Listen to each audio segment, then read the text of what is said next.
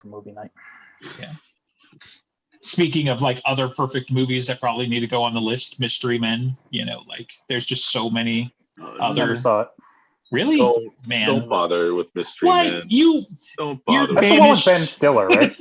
Yes, it's like the only Ben Stiller movie that I like. Tropic I thought you were saying you're going to see it. Okay, well, if you already like it, you're already infected. Yeah, but it's great. Come on. Yeah, I always suspected a bit of foul play, as did I. Yeah, he fell down an elevator shaft onto some bullets. Come on, that shit's great. So I shovel well. I shovel real well. Well, what do I need to see the movie for if you're just going to do it for me? Exactly. I told you it's one of the 100 movies that I could probably quote, like stem to stern. So, Right, anyway. but this time we're talking about one of my favorite movies. This is The Mummy, the only one that I care to it's see. live. Hey, it's been live for like 2 minutes. He's on a phone. He can't see that little red blinky light. So it's not even red. Okay, The Mummy. Great. A perfect movie. Cannot be improved, in my opinion. I tried. Certainly is a movie I have watched many times, but not up to this podcast because even though it's been on the calendar for a month, you did not have enough time. Listen, I got stuff going on. Okay. No, you don't. I definitely have some stuff going on. How is your at-home D&D game? Is there some strife at the table? Is that what's Oh no, that's on hiatus right now. So sorry. You have less stuff going on. I have one thing he had going on, and he doesn't even have it going on anymore. Maybe the government's cutting back his benefits. You don't know. That's probably. I could have fit it in, but I forgot. Okay, he's not getting subsidized. I have seen that movie a lot of times. It is also one of my favorite movies. It is a wonderful movie. Yeah. I specifically tried to watch it critically this time and be like, even the casting, there just isn't anything so we're talking about the trivia just to get this out of the way, right? So we were talking about some of the trivia. One of the things that sometimes is fun and sometimes is annoying, depends on the quality of other trivia for the movie, is all the alternate casting, right? Well, they approached, Tom Cruise, or they approached whoever to be, the hero for this movie. And so now you've got the alternate casting where you're like, holy crap, we could have had Tom Cruise as the Mummy. Yeah, spoiler, we did eventually anyway. Or we could have had, Leonardo DiCaprio or whatever, right? And sometimes you get one of the alternate ones that they were like, no, we really wanted Sylvester Stallone, I think was this one. And it's like, oh God, could you imagine how terrible that would have been? I get it. He's great. And he's a big name, especially during the 90s, right? You've got, Judge Dredd and a few other movies. I know not everybody loves some of those movies, but he was in a lot of these kinds of action movies, right? And but no, this movie would have been much worse for having him, just imagine his unique cadence brought to this movie. But, the only person you can possibly replace the lead with in this movie is the same person you could replace any lead with in any movie, and that's Arnold Schwarzenegger. No, because that just makes everything hilarious. This movie is the pretty much perfect cast. Yeah, it's fine. Especially the main character. I mean, Rick? He's just Egypt. Yeah, Egypt is a character. Right. Great. Yes. The sands. It's so deep. Yeah. Well, yeah. I mean, it's 2 miles. Yeah, no, literally sand, and figuratively. Right? It's the themes. Yeah.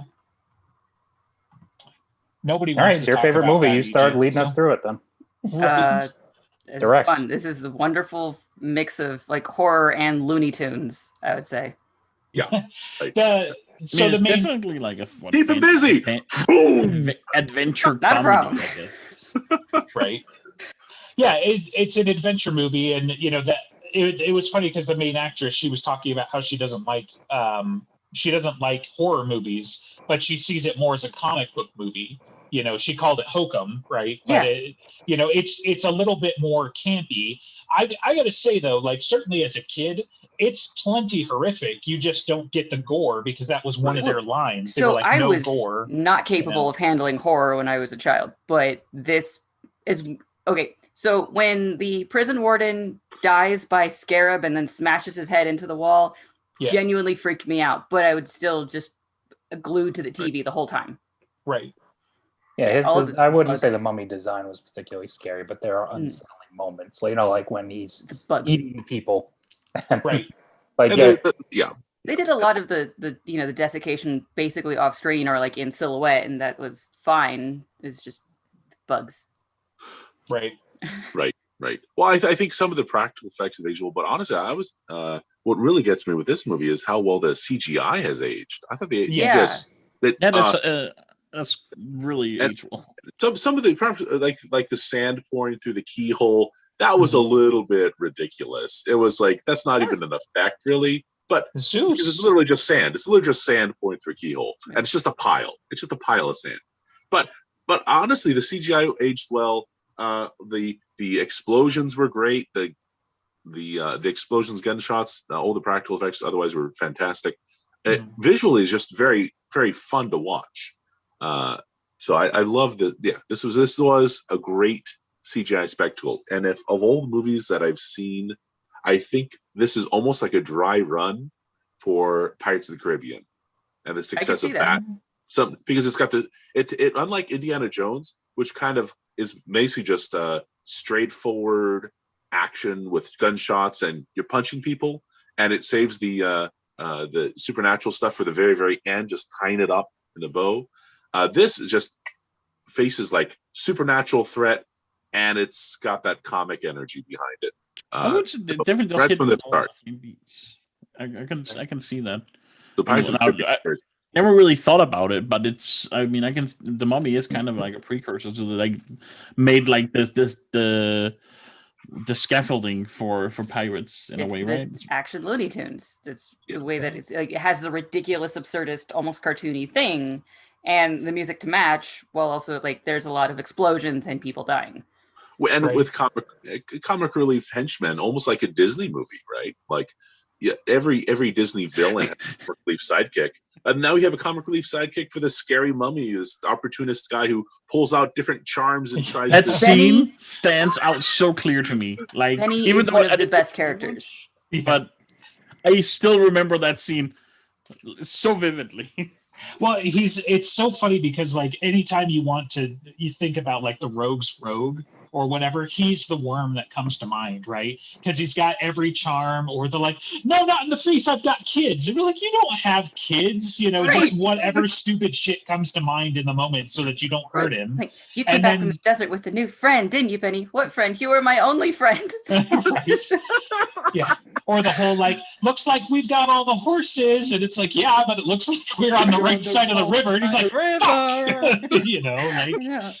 But Benny is such an interesting mix of, he's such a wonderful character because he is a coward to a very bad fault, but also proactive, and he plans ahead. The fact that he had all of those necklaces and knew all of the languages to say all the prayers, he planned that to be able to have it just in case, because he could then be the flunky for whatever bad guy was about to kill him, and it worked. Right.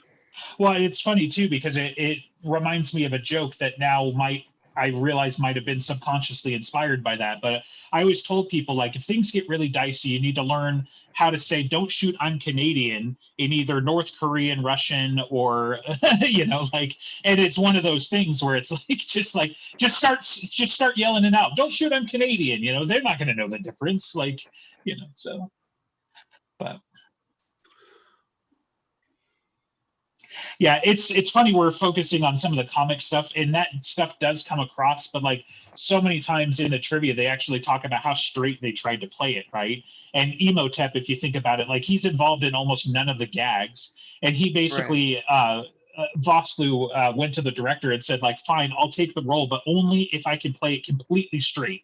And he's like, this is a serious movie for Imhotep. It's his version of Romeo and Juliet is what they kind of discussed. And so when you kind of play that back, it's like, yeah, this is kind of a twisted, fucked up version of Romeo and Juliet. But, you kind of see it, life beyond death. And this is Romeo just fucked it up again, right? First of all, he didn't wait 5 minutes to make sure she was really dead. And second of all, he didn't have the powers or the book of the dead to bring her back to life. I mean, total fuck up, right? But, so just from the movie perspective, though, it's great. And like, if you think about it, like a lot of the gags aren't necessarily like, they're not trying to be funny. It's just kind of in the delivery, right? I don't know, when Imhotep resurrected for the first time starts yelling at the girl in O'Connell, and then he yells back, and then later when the four like really big soldier mummies come out and he yells at them preemptively, and then they yell back, he's like he runs away. Right. There are definitely a couple of things, and I mean that's part of why they cast him, right? Is because they had him from George of the Jungle, and they're like, okay, this guy can do comedy, right? But like some of the other gags, like like the horses thing, like it's hilarious in the moment, but it's like if you were in the situation, would be a whole lot less funny. It's just kind of how it comes across. So, well, there was one thing that really struck me like 2 years ago when I last watched this movie, and it was, I remembered it as a comic movie, but then you have some lines like, "All we found out there was blood and sand." Like there's something even with. It was like this little, almost this tortured hero that Brendan Fraser was doing, and I didn't get to the straightforward comic elements until much later. It seemed it was treated pretty seriously. Right. So, like I like the description that he's not taking himself too seriously, because then otherwise people wouldn't be able to follow along with him. But Right. just think of how he's introduced, of like they're about to fight a whole bunch of Bedouins or whoever, and then his captain of the French Foreign Legion just runs away. It's like, I guess you've been promoted. That's kind of shit that he's involved in the whole time. Yeah. right. He's kind of Big Trouble Little China, reluctant Yes. hero. And Kinda honestly, that's one that I want to get on the list as well. Thank you for bringing that up. But yeah, like, and it's funny because Big Trouble in Little China, like, that introduced a trope to me in the sense that like a lot of people say, the main guy is not the hero for that movie, right? And so there's some of these other older action movies that I'll watch with that kind of lens and be like, okay, like Brendan Fraser's there, but is he actually the hero, or is it really, the brother who is stumbling through his Egyptian incantations, or is it really, the gal and whatnot? I think Brendan Fraser, I mean, he doesn't carry it by himself. Don't get me wrong. He's not like so far and above and beyond saving everybody, but he certainly gets his heroic moments with his giant bronze sword that is completely improbable and stuff like that. But like each of the other characters, like it's more of an ensemble than it is like a hero sidekick motif, right? Like the three main ones, and even Oded Fair, who is like, if anybody's the sidekick in the movie, and part of that is because they meant him to be that, but Oded Fair is just so good that they kind of tried to promote him, right? So he becomes part of the ensemble. He was supposed to die in the movie in the original script, but they were just like, he's too pretty and too fun, so they saved him, which is good because he had a better role in the second movie, right? So. Yeah, I like that dumb trivia that they never actually say his character's name in the first one. They only name him in the second. Right. But, yeah. Well, that, and so many changes that went through because of who they cast. I mean, this is one of his first big roles, and the Medjai were supposed to be like covered head to toe in tattoos, but they were like, he's too pretty. So they basically just gave him the little squiggles on his cheeks and called it a day. I mean, I think he's got some arm tattoos, but certainly his face isn't entirely covered and the like. But so, yeah, I mean, to keep momentum a little bit, like talking about some of the stuff that comes out of it, and one of my favorite lines from just about any movie, but one I almost always have to explain, is the scene where they're running from Imhotep's sandstorm and they're in the little biplane, right? And Winston is like the Queen's Guard, right? Like this dude is like 900 years old and short and fat, but God damn it, he is the Queen's representative in Egypt, And so they sign him on because he wants his warrior's death, and he's the last of his squadron. And then, as the mummy is about to eat them with the sandstorm, Brendan Fraser's like, Winston pedaled faster, so like every time, it's one of my IT quips where people are like, well, my computer's a little slow. And I'm like, well, have you considered pedaling faster? Nobody ever catches that reference. It's too obscure, but it's just one of those perfect moments again. And then because it's a sandstorm, we've obviously got to use the 30 cal to shoot at it because you know what else are you gonna do? It really made a difference. Right. They haven't learned that guns don't work. Like by this point, they had tried 4 or 5 different times using guns, and it just kind of annoyed him. Didn't Oh, even what else you got? go down. Yeah. Well, before that, because Jonathan's on cats. the one wing screaming, and then Yes. he looks over to Odette and he's like, "How you doing?" And he's got a big Having ass the time of smile his on his life. face for no reason Yeah. because he's This never is the flown greatest before. thing. Yeah. He has no idea how dangerous it is. So. Well, he does in the second movie. They're like, "Why can't you people keep your feet on the ground?" Right. Right. What I They're on the hot air balloon. remember, the props also hold or even now when you watch the movies, like it all still looks really solid, right? Yeah. Like the actual Yeah. practical props. The practical effects hold up better than the CGI, but the CGI is okay. Right. CGI is I mean- surprisingly good. Yeah, Yeah. I think maybe a couple of instances where they use sand, you can kind of catch that, you know, something's going on, right? Those digital artifacts that, you know, come from trying to move hundreds or millions of grains of, you know, particulate, you know, that they didn't really even necessarily have the techniques for at the time, you know, like that's the other crazy thing. I mean, you know, we have got like if you can it's hard. It does hold up well, but if you compare, like if you see where we are now, for example, in a scene I can remember where I just thought was really impressive when I saw how they did it in The Mandalorian when they pulled the ship out of the water. That's all CGI, and you cannot tell, and it's so well made. right.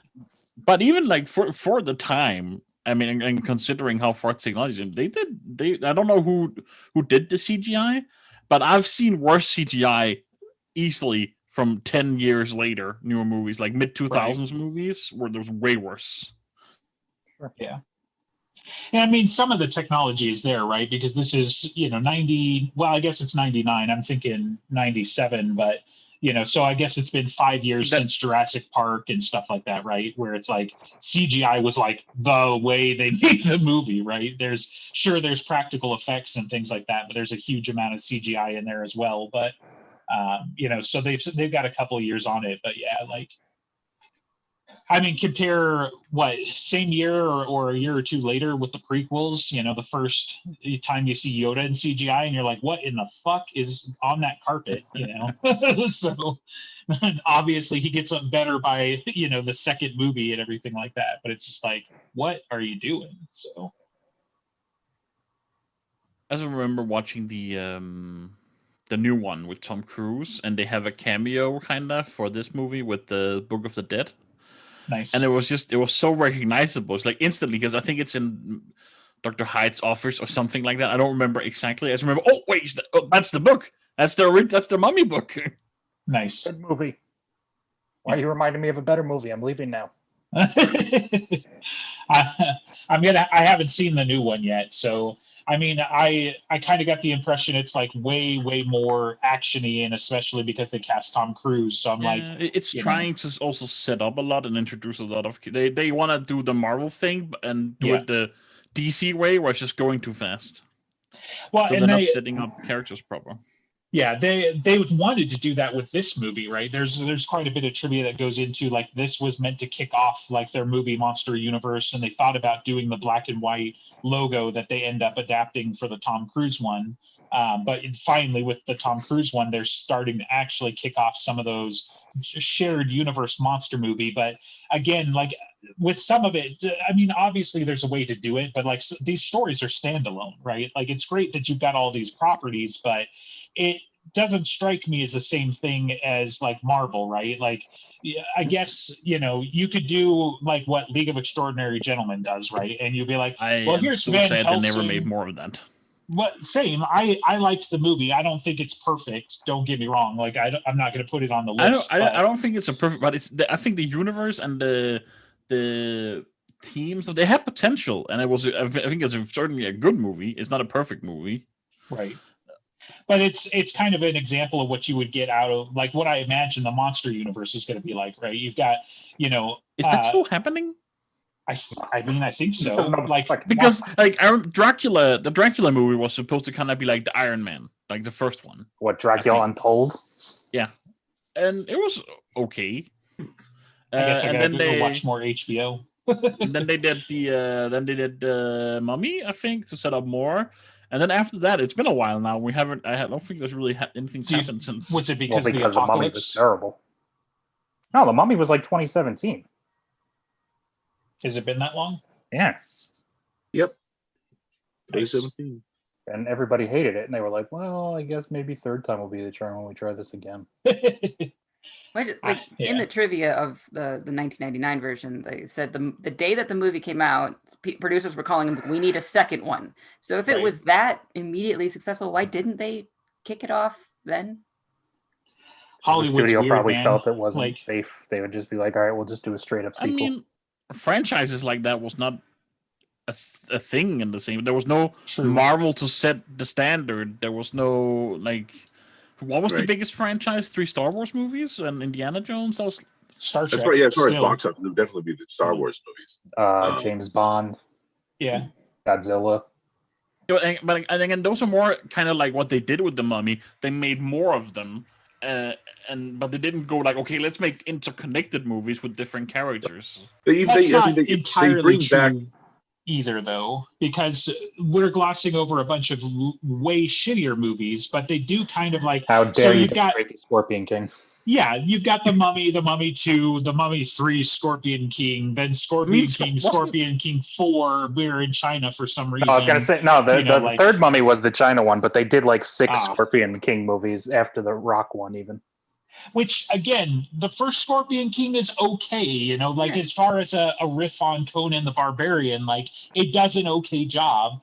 But I mean, it's not the Mummy. But yeah, you get a franchise out of it. You just don't get a movie, like a monster movie universe. They do a weird thing where, they kind of invent new monsters, right? Like the Scorpion King is like yet another cursed creature that is a monster to attack you and whatever. But yeah, like I in a sense, I guess that's a movie universe. It's just not. We've got Wolfman and the creature from the Black Lagoon and Dracula team up to fight Van Helsing and Captain Nemo and the hunter from Africa that I can't remember Sean Connery's character's name. So Quartermain. yeah, thank you. So like that's why I'm just like I don't know, man. Like I'll tell you what.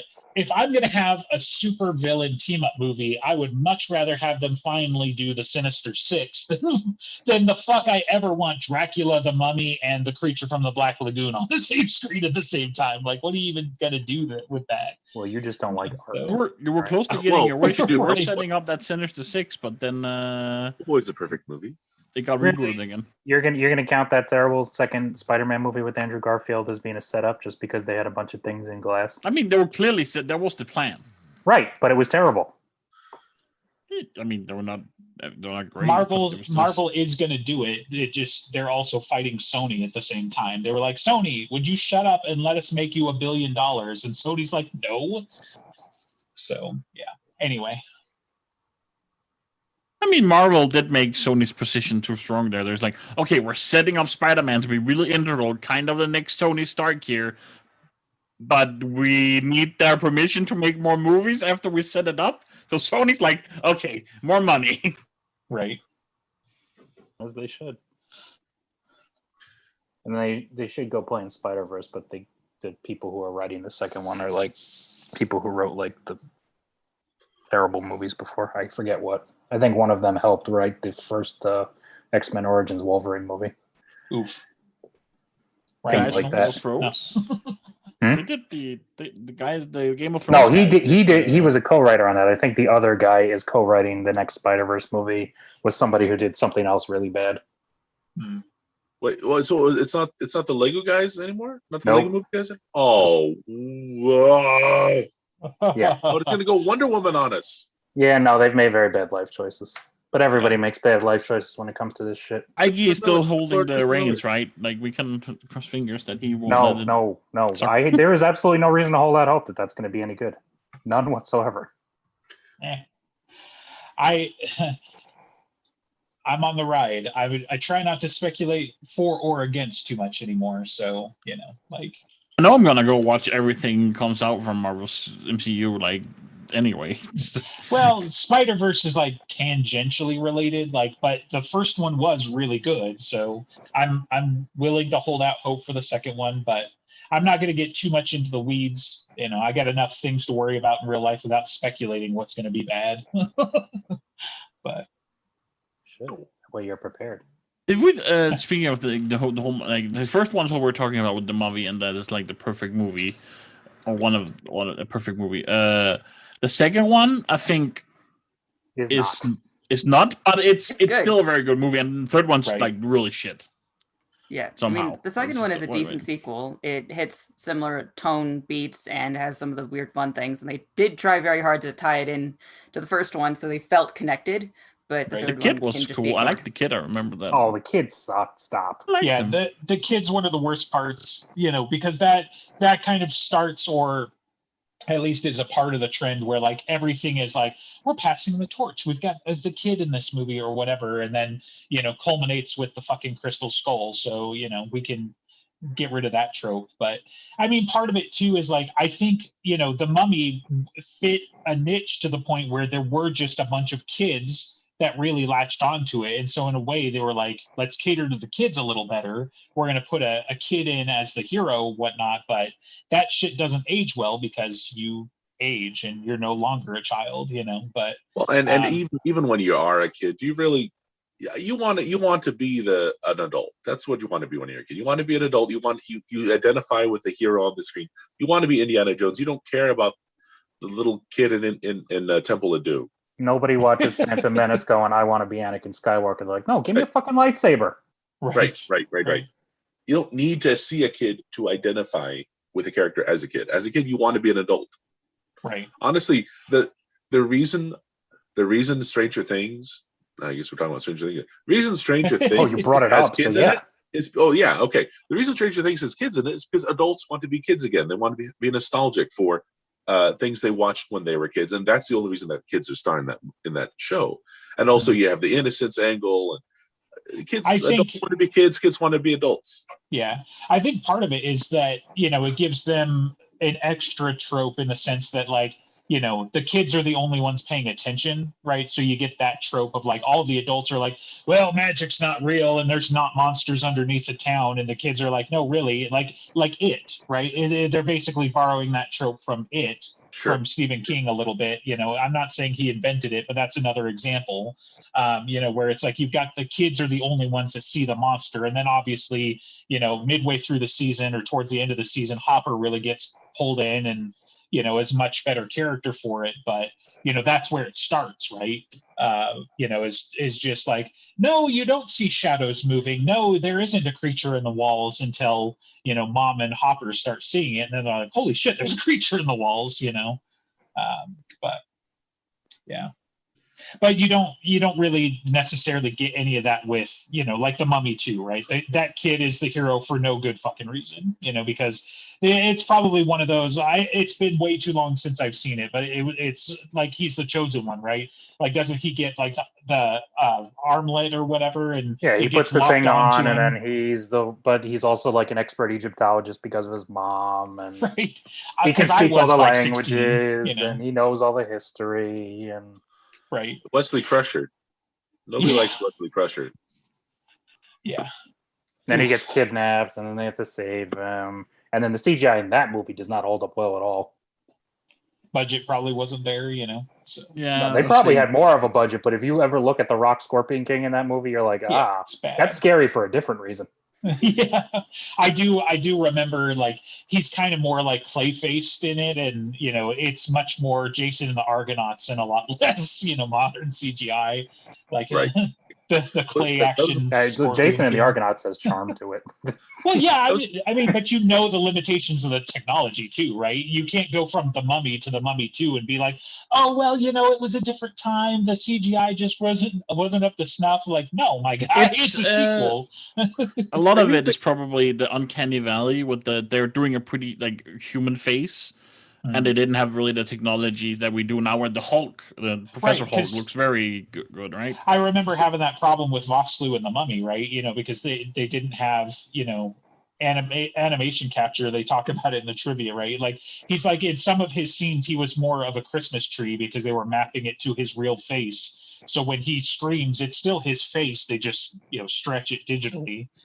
So they had the technology. They just didn't do it or whatever. I think the idea is, as a viewer, you can kind of make allowances for the limitations of technology. But when you're making a movie, as a movie producer, as a movie director, you should know the limitations of the CGI you're going to use. And I think that later, that 2000 CGI doesn't really. There's not a lot of movies that I think really respect the limitations of CGI and keep it to what CGI is good for.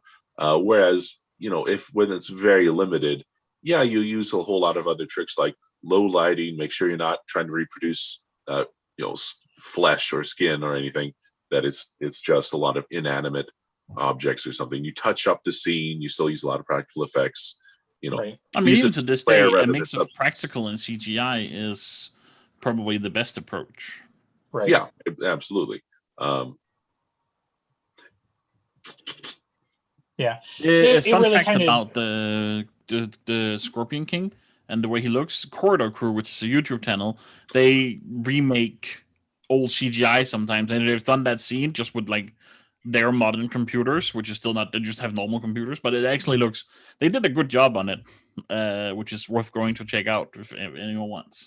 Is this for people that fixed Luke, because even in 2020 we still get Uncanny Valley CGI? Yeah, they did that too, and which also actually they used deep fakes, I think, mostly and they actually turned out pretty well. Right. Maybe they should be hired. Well, and that was kind of the idea, behind older stuff like Troops, if you've ever seen that, where they did cops but with stormtroopers, is like a lot of people did that with off the shelf technology and costume parts and stuff. And I mean, quite a bit of that is part of the movie, magic anyway. But yeah, you just, when it's official, I guess you get competing values. Like, we need it done quick, cheap, good, pick two, right? So. Well, some of it was the level of importance, because you get those mid-early 90s movies, you have Jurassic Park and T2 and this, where it's like, you've got a competent director who knows how to use practical effects to the best of their ability, but you throw in the CGI and it still holds up today. And then you get into the 2000s where you've got like the second one, and you've got the, the League of Extraordinary Gentlemen, which had terrible CGI, especially with that super hide part. And things like that. It's like, well, now you're making it a crutch, and you don't know what you're doing. Right? Well, and I actually looked it up because I remembered I was watching this. This is a great movie. I love this movie. And so, like, who wrote the other two movies? Who directed them? And it's the same guy. Steven Sommers did all three of the first three Mummy movies, the first two movies, and the spinoff, this Working Kings spinoff. So it's not like.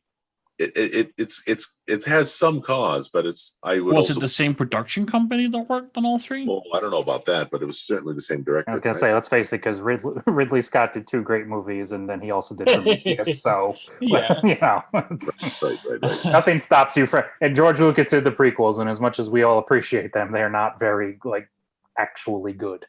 Right. He was not very involved in the success of the first three, anyway. But he was involved. He was THX 1138. He was American Graffiti. I think that's his legacy. Until they make a second one. Yeah. To me, I mean, we hear that, but then, I was going to say. So we hear that, but then So who was in charge, Ben? Of the first three. For the first three, so the sequels kind of got taken away from him. It was this. I'm just talking about the first three, though. Oh yeah, that's what I was saying. Okay, so you're talking Empire. Empire was he did not write that. Kathleen Kennedy. Kathleen, was it Kathleen?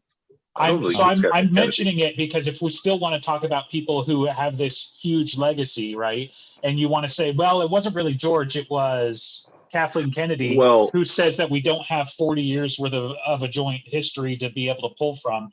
Her legacy is even worse than George's if you want to give her the successes of the trilogy and then say, how did it age? That's why. Was it Kathleen Kennedy who, I was thinking Marshall Lucas and for the first one, that is usually credited you said her and she, so I had no.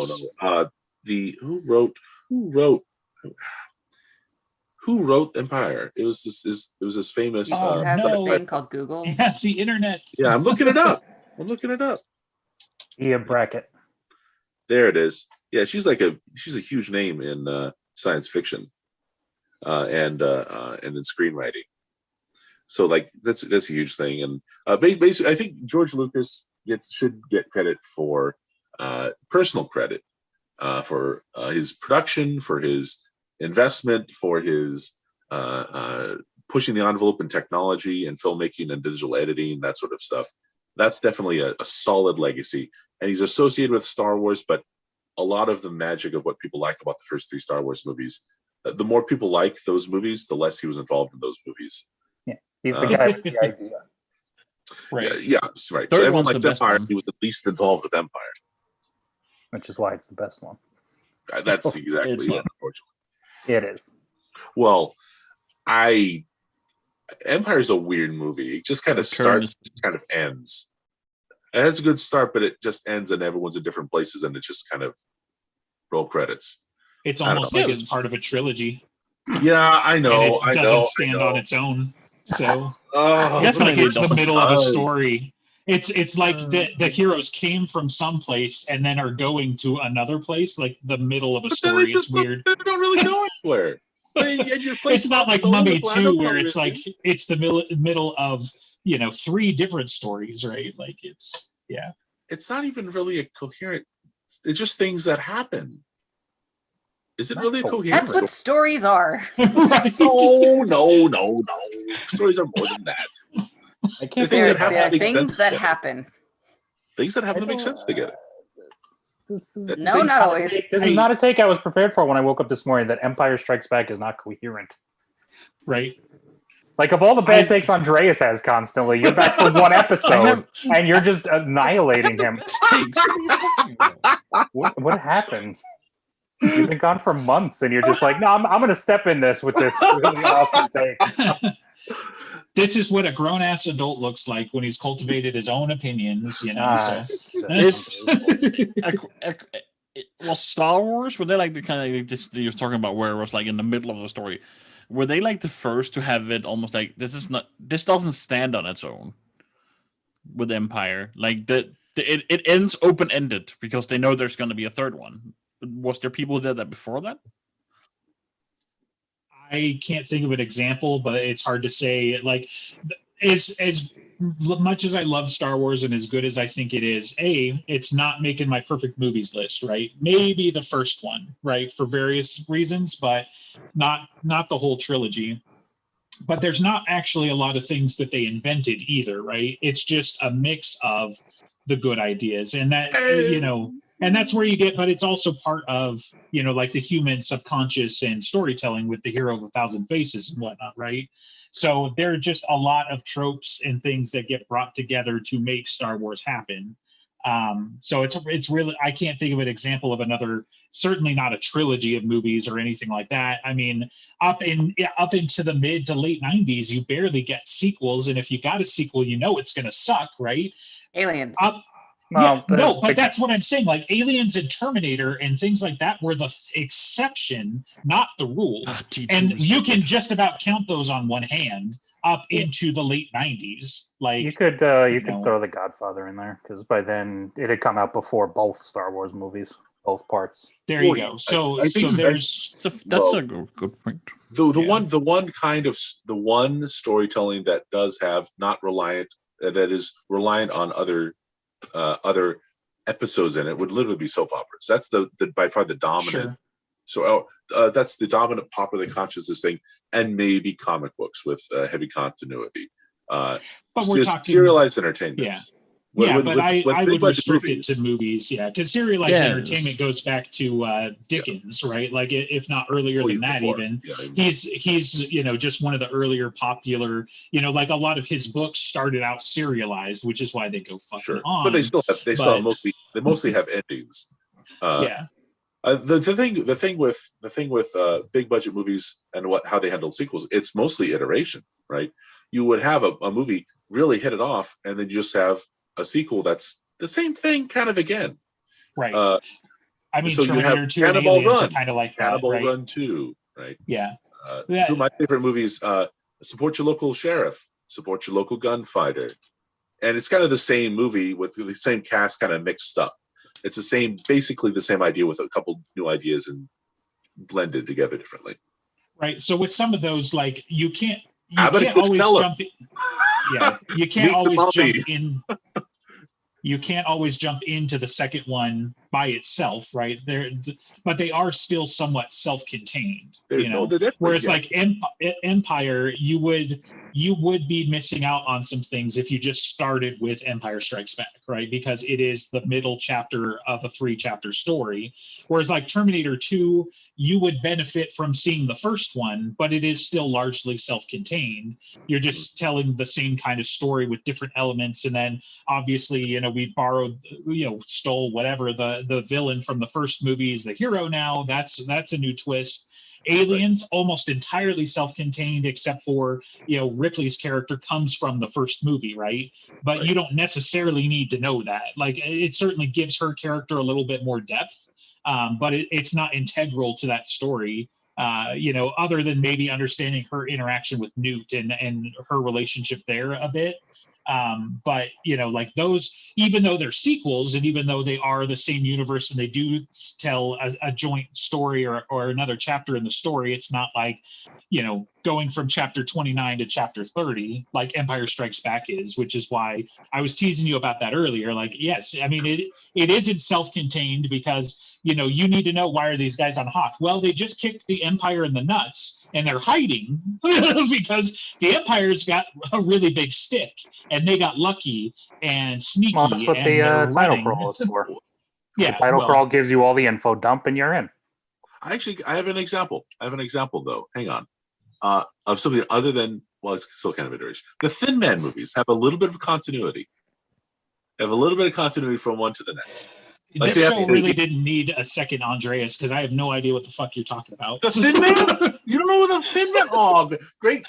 Husband and wife, Nick and Nora Charles. They're very witty. Anyway, if you guys don't know about it, don't know about it. The Thin Man. It's a series of like 5 movies. No, repeating the name does not explain anything. Yeah, 1934. What? Yeah, and there's like a 5. That's my wheelhouse. Benjamin, nobody watches movies that old. No, that's why they were remade in the 90s for us. And terribly. Wow, the director's just like. Oh. Okay, well, I guess the point is that they're rare. Fair enough. Yeah. Well, but it is a good point. So, I mean, The Mummy's a perfect example, right? 1932 was the original, on screen, whatever. They remake it in 99. So apparently, go see the 1930s. There were sequels for a bunch of movies that a lot of us, Johnny come latelys don't. I mean, they also had all the crossover events because not just Abbott and Costello, but you had like Dracula meets the Wolfman or Frankenstein. So they were the original. Ben, you're sitting here. We were talking about movies. Like we're all millennials here, and you just you pull out a 1934 movie franchise. I mean, really. That's it. Thin Man is going on my perfect movies list. No, we're the one who suggested Fast Five, and I reject it. What? There has to be standards on this damn list. Fast Five is a delightful movie, and well, if there's standards, then we can't put Leave Extraordinary Gentlemen. I'm sorry, I held my tongue. No, I would agree. Yeah, it might be fun, but no. Yeah, Van Helsing, I might argue though. I like Van Helsing, but again, even I said that doesn't belong on there. Yeah, that's the thing, right? Like that's what's fun about this topic is like, I'm gonna be honest, right? There are some of these movies I didn't even think The Mummy was gonna make the cut, but I was willing to give it a try. And that's like what we're saying here by perfect is we mean you can't substitute anything to make it better. And right. nothing I think this started from the conversation about Nicolas Cage movies. Like you swap out Nicolas Cage with anyone else and it becomes better. Instantly better. You're right. Better. You cannot do that for this movie. You cannot change the sound. You cannot change the actors, the voices, the makeup, nothing. Right. The plot largely, which is also very subjective. Those scarabs are supposed to eat very, very slowly. They're supposed to eat very slowly, but apparently they're supposed to eat Imhotep slowly, but they sure eat those corpses fast. Because there were hundreds of them. They all took tiny little bites. And it was 1,000 years. And actually, if you read the trivia, apparently from the novelization, they explain that a little better. So Yeah, and that actually also the scarabs are not symbolic; they're part of the ritual. He's eating them as they're eating him, perpetuating the sick unlife that makes him the mummy. Yeah. So the again, curse like, made him immortal, and that's why he was still juicy. right. It's not like somebody went over and prayed over his sarcophagus, right? Like the whole Book of the Dead thing, you know, that's his power set and whatever. But it literally, like, it's part of the eternal curse of unlife. And he was never supposed to get out of there. It was the fucking Americans that screwed that up. So, again, as usual, it was still Rachel perfect. Weisz who did that. Rachel Weisz did that. That's another nice touch in the movie. Right, because the Americans Our main weren't gonna character is the one who eventually- screwed up. Rachel Weisz screwed up. And like the poor guy with the fez immediately gets up and screams, "Don't read from the Book of the Dead!" Right, Right? that's fair. It's Rachel Weisz's fault, and Yeah. she's adorable. Oh, she's the Yeah. most. I was actually disappointed to find out she hasn't been in a whole lot since then, right? Like there's not a ton that I would say like are as recognizable, certainly. You know, but yeah. She's married to Daniel Craig. She's doing all right. Yeah. Yeah. Yeah, she's been in things. Like Yeah, I was other gonna things, say like she tons was, of things. she was just like nominated for an Oscar like 4 years ago for. She's gonna be in Yeah, that Black who Widow gives a movie and shit? whatnot. So that it's, movie. Well, you're saying she hasn't been in things. No, That's, I know, but come on. Like The Hurt Locker was nominated for an award. That doesn't make it a good movie. Like nobody sure, gives a no. shit about what the awards are unless you agree with That's them. not the argument. The argument is she hasn't been in shit. She's active. clearly been in shit that's gotten recognized. She's been in like What I'm 3 saying movies. is the Constantine. recognition- She's been in like 3 movies with Keanu Reeves. One of them being Constantine. Oh my god, Okay. that's a wonderful movie. It was Who hasn't been? 99. I'm Oh, saying she I could will have been in say- more no, no. things. There is a great movie. She was in The Lobster, which is What? Nobody Well- knows what you're talking about. No, Oh, I do come know. I on! do know what he's talking about. Because That it's is a with, great Colin movie. Farrell, but I've never seen it. it's a great See. movie. Oh, you need to see. Oh, she's phenomenal in that. Mm. Oh, you guys see? Oh, okay. I'm putting that on the list to force you guys to watch it. Nope. The See, Lobster. that's the That's how that thing, though. works. We're kind of agreeing on it, right? Like again, somebody's trying to push Van Helsing through, which we might allow this one because No. it's been too long since I've watched it. But come on, Van Helsing is like Hugh Jackman is the Green Lantern. Like it's not great. It should be. It has should have Benny in been it. really Benny's good. playing Igor. Yes, It's the he is. same But thing. that's He's- irrelevant. As the person who suggested it, I'm taking it off the list. No. Oh.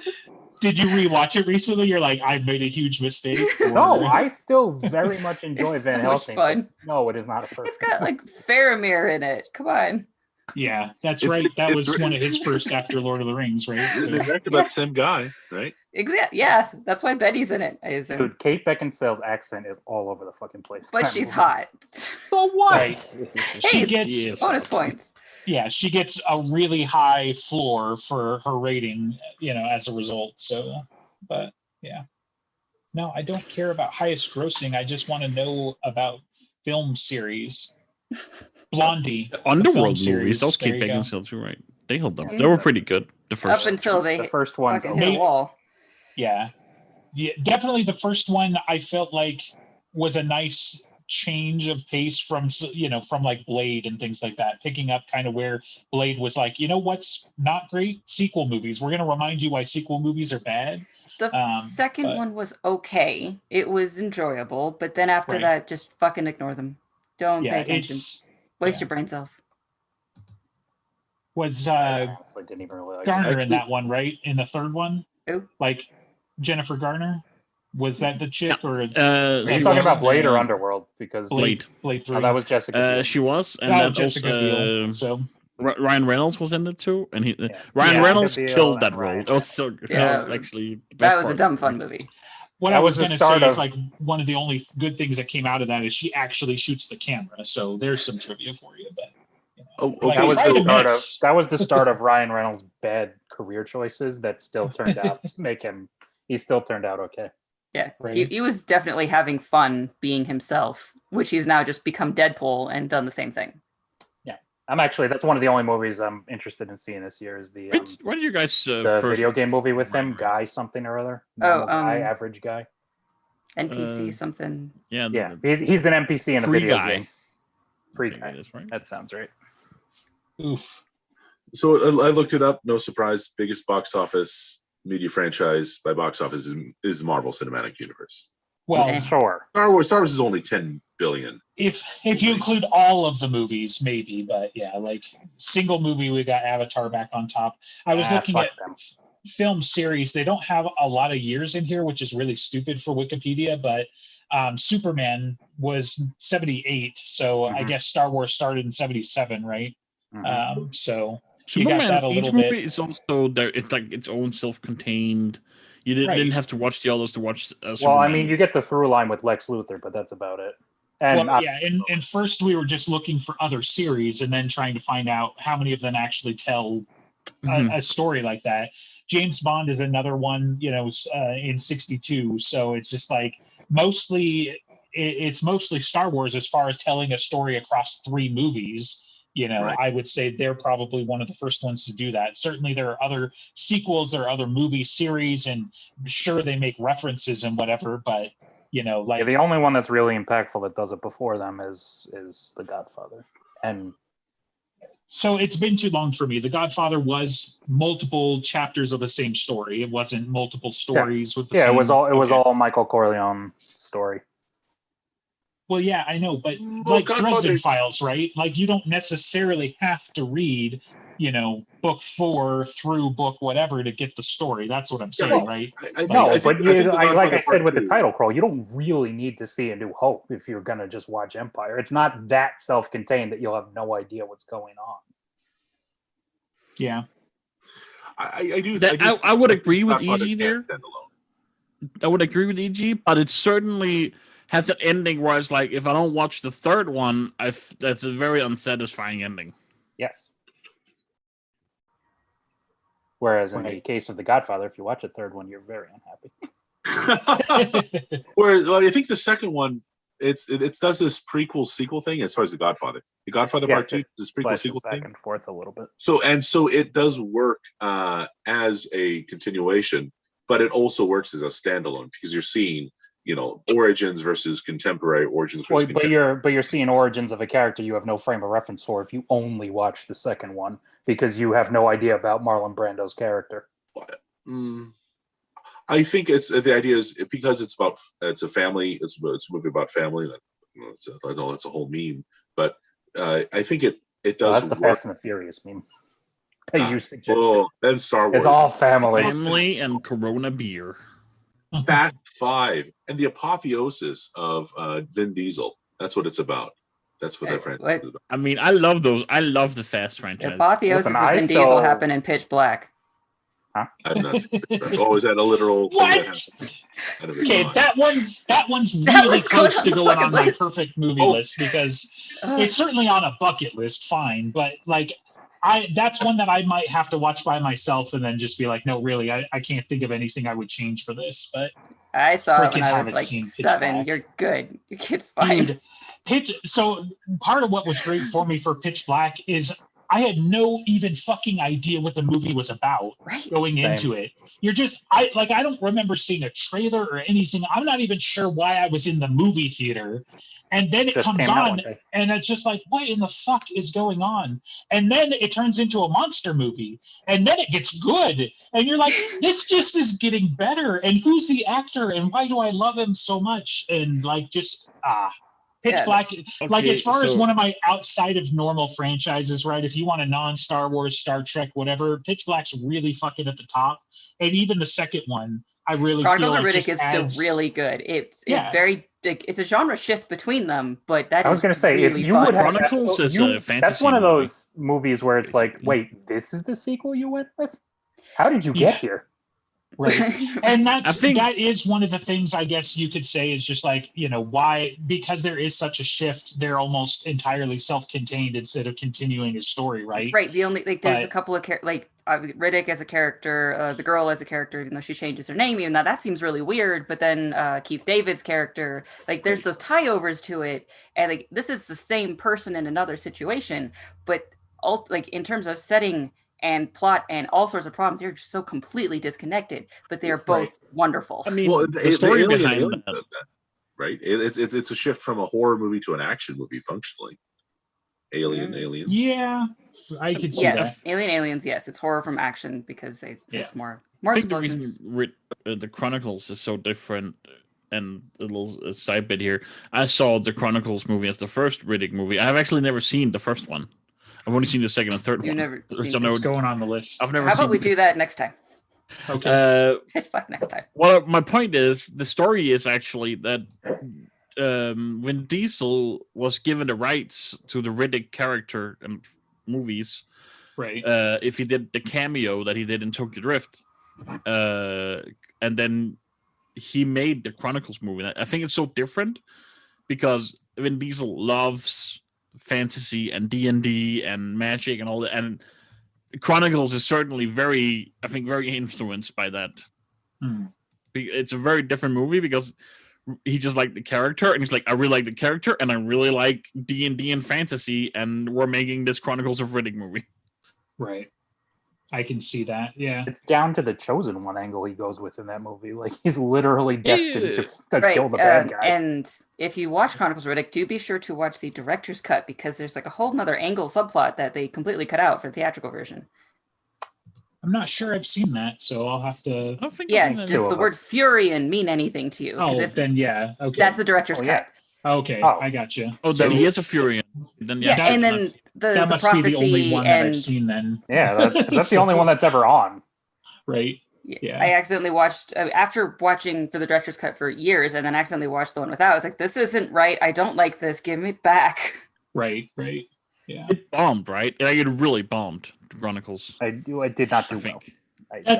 That's kind of the weird, unfortunate thing about, the Chronicles of Riddick, because for me, I love it so much, but they don't tend to do well. And like, even what was the last one that they did with was just Petey Riddick. Sackhoff and yeah. Riddick, where Like, he's like, again, he's that run sucks. away and- It's- I one never sucked. even bothered watching it. It was bad. I've seen it. It's It's not- okay. It's not bad. It was bad. It's not like the other It's two, not bad. but I think it was They a did great a- still chapter. No, Yeah, it it's was not- not. It's not like Underworld 3 or something, right? It's not like No, it's on par with that. another- I'd say. Oh my god! Didn't they just do Pitch It's Black I'm again, gonna but drive not to with your monsters? state and we're Because gonna fight.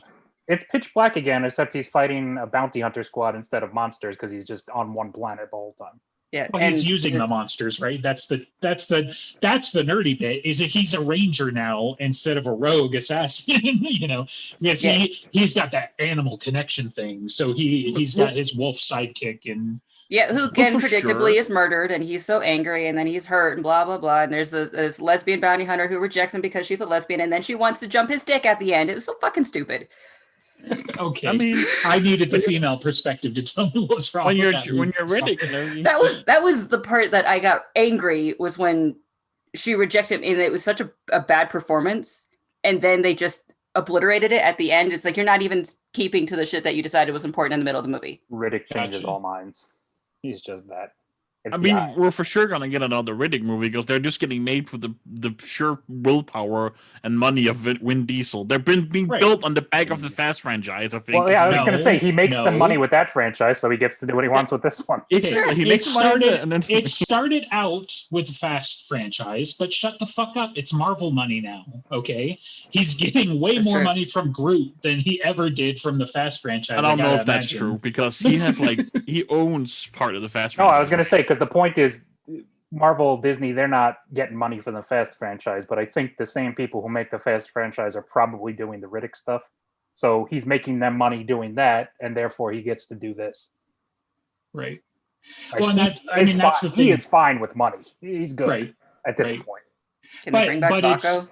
It is important. Like, he dumps Wasn't a he in the ton third of one his for like 5 seconds? Barely, yeah, for like 5 seconds. Because and then like he kicks him off the kick you ship because he doesn't want to be the leader, and then he goes into the Underverse at the end. Like, I know what happens in the movie, I just never watched it. Yeah. Uh, I need to rewatch the third one, admittedly, but yeah. maybe I'll.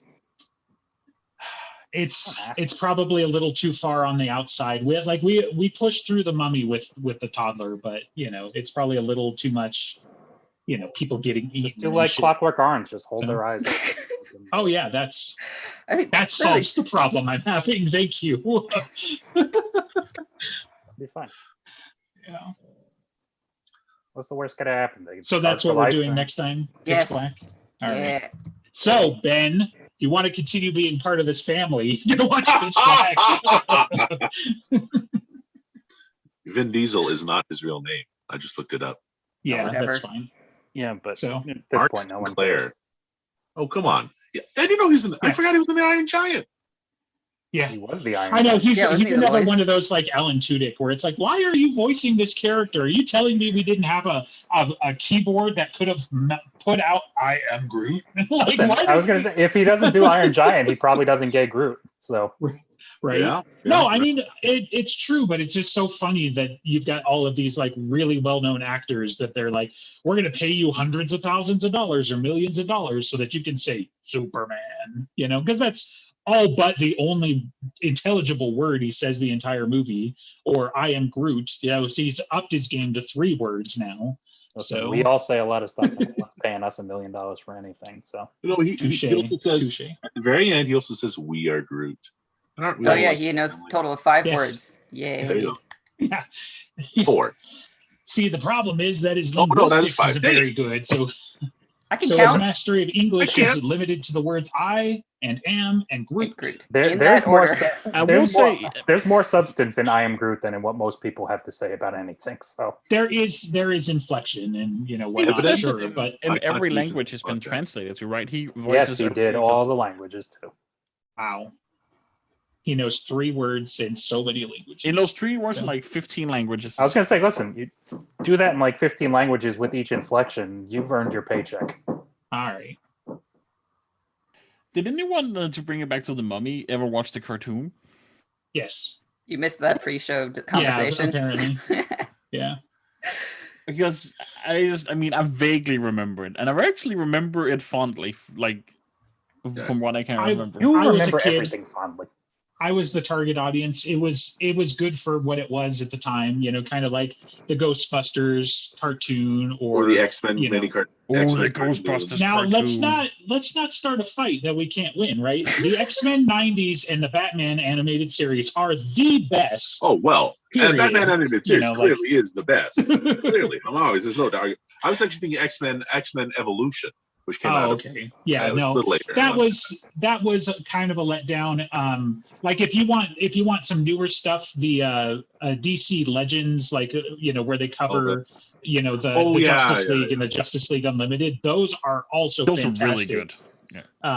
Justice League Unlimited. Yeah, But It's actually funny so how the much better- Ghostbusters one is like good, but it's not like, I mean, you can't put it on the same levels as some of these others, right? Like, Justin, you want to do a Justice League Unlimited rewatch podcast? I'll do it. I'm right there with you. Right there, 100%. Batman the Animated Series rewatch. Do it. After we've made it through our 50 perfect movies or whatever we're up to now, then we could start down perfect TV, and I'll be making these with my Dark. grandkids. So what dark? Dark. Yeah. Yes, Come we on. know you've seen one TV show and you loved it. So you Oh, got Dark and The Expanse. That's it. All she's got. The Expanse is It's the only TV she's ever seen in her entire life. Is the Expanse any good? I saw No, the first I have episode. no I, idea. it's really good. saw the first episode. It was terrible. No, it No, wasn't. it wasn't. Hi, dude. Okay. It's a Continue. little slow. Like my roommate is watching it right now, and like he made it for like 4 or 5 episodes. And actually, okay, I'm warming up to it, but he said it was really hard the first 3 episodes because I'm just bored. See, and I think anybody who'd be bored with that, like I got latched into the world building and the hard physics, right? So I mean, the- the world building like speak for episode itself. 2, I have no fucking idea what happens, but I'll tell you what does happen. They've got magnetic boots. Oh my god, that's so cool. So yeah. I don't know. I loved it, and it just gets better and better and better. So, There's a couple of stats. what I was going to say is I love this topic because we're at least finally getting the director to broaden her horizons a little bit for stuff. We're Like, going back now, to my I mean, favorite movies of my childhood. We're not doing I much. get it. Yeah, we're starting with The Mummy, and we're starting with we're priming the pump. So eventually you're going to Episode have to 50? watch Fast 5 or whatever the fuck. So. Episode 50, The Thin Man. No. Come on. Episode 100 of the Perfect Movies Rewatch, The Thin Man. Hey, okay, deal. Somebody give I me a was lot like- of money to sit through that. Yeah. Oh, come You're, on. you're shooting your shot, man. You gotta work up to that. That's why we're letting her do her favorites, but that's because they're also our favorites. And then we'll start to get into the ones where she's like, Of course. So we're gonna, are we gonna I like hated this. are we gonna take turns? So it's like, okay, so now it's Sure. Pitch Black, it's Justin and Mummy, then it's EG, then it's me. Then We it's could try that. Pedro. Yeah, we can have some structure if we would I- like. I appreciate that That- she's that's being all fair. professional. So Yeah. it's very big of her. Otherwise, we're just gonna be watching all of Director Alex's movies because she's gonna see this random one that happens to be mine. Are you telling me that you got a problem with the first 2 movies so far? But I'm just saying. I mean, I don't know. That's Pitch why I'm Black, I've okay never with her seen it. driving. Never seen Pitch Black. Don't know. It's amazing. It's a treat, man. It's great. So Oh, check out The Mummy streaming on HBO Max. And We're we don't done. get paid for that. Stop talking Yeah, really? shit. What do you know? They have to pay can't us do for that. that, Ben. Come What do you stream mean? us. wait. Just throwing money at HBO. They got so much money they See? can give us some of it. Like The $2, HBO guy I'll listening say. right now, he's just like, oh no, now we don't have to. Like we're gonna offer the money, but yeah, nope. I want money. Yeah. Oh, Yes. I messed it up. Here, don't go watch Snyder Cut. Cancel your HBO Max. How about that? Oh, I am Cancel the- so annoyed by the aspect ratio of that movie, but I'm probably still gonna watch it. Of course you are, and you're probably gonna love it because I hate you. which movie was this? The Snyder Snyder Cut. Cut. Oh, yeah. I One hated thing every DC movie, I think. on topic, and then we're after time anyway. But The Godfather Part 2 takes place 30 months. I thought it said 30 minutes. I was like, holy shit, that's really the same chapter. They really are part of the same movie. But 30 months, but still, I guess that's a little bit more of a gap than presumably between episode 4 and 5. But 4 and 5, It's what, probably 2 to 3 years, something like that. whatever. Well, I mean, they were both Time- a long time ago in a galaxy far, far away, so it's kind of hard to tell. What really got me with Rogue One, and I paid more attention with it in rewatching other older movies, and really it just doesn't matter, is the time is whatever the plot requires, right? So it doesn't matter. They're like, hyperspace is either it takes us months to get there, or they're halfway to the other side of the galaxy right now because they're 0.5 past light speed. And it's like, none of those is how it works, and that's not even how it works in universe, but okay. But Rogue One is one of the worst about it, because it's like they go to Scarif, they have a firefight for hours, and then the rebel fleet's like, oh, they're having a fight on Scarif, we could be there in 5 minutes. And then why have you not been crushed by the Empire yet? That's how time works in hyperspace. They were like, oh yeah, I know the outer fleet is over there, and Grand Admiral Thrawn, we're not even sure where he is right now, but in 5 minutes he could be here if we really wanted him to. Anyway, now we're getting back off topic. So Well, somebody has the power to click the button and hasn't. Are you going to plug anything? Are we going to do What is that? there to plug? There's a fake podcast Ben wants to do, and by the time we get around to doing it, it'll probably be gone again. Well, there's Oh. the real one that we do. Well, I got a baby girl on the way. And she Join us doesn't watch next the time for a DC. real animated Broken podcast. Jars. That's the name of the game. Broken .xyz. Jars. No, the Broken Jars Network. High Fantasy Hiatus. Something. No, that's gone. no, yeah, Dresden you've Files. been gone way gone. too long. Yeah, Dresden Files we can do because we still do Dresden that. Files. We're Next week, finally talking not Dresden talking Files. about. We're finally not talking about Battlegrounds. Yeah, so now We we're can't. that's we can no really longer gonna work say out. the one and We're- only. Dresden we're Files podcast. retreading Christmas Eve and Good People instead, so that we can speculate finally. for Again. another 3 years. Oh, if he will We'll stop. put Oh, that reading we on. can talk about. Codex Alera. Just No. read the Codex Alera. No, nobody. Do I have to? Because I No. tried It 5 was times. Good. It's so good. You people. Nope, no, The thank second you. book is impossible to get No, through. it is not. It's the best one of them. If you like the Codex Alera, you'll love the Thin Man. Wait, no. Thank you. That's the wrong way to do it. Aren't Bye. we supposed to trade? I'm reading Codex Alera as soon as you do Lord of the Rings, right? So don't even start talking. So You haven't read Lord of the Rings. What? What? See, that's what she we can said. turn it off at any time. She likes this punishment. So Yeah, she likes Lord it of when the we grind on. Yeah, I numbers. never That's agreed not to wrong. that trade off. So I said I did. I didn't speak for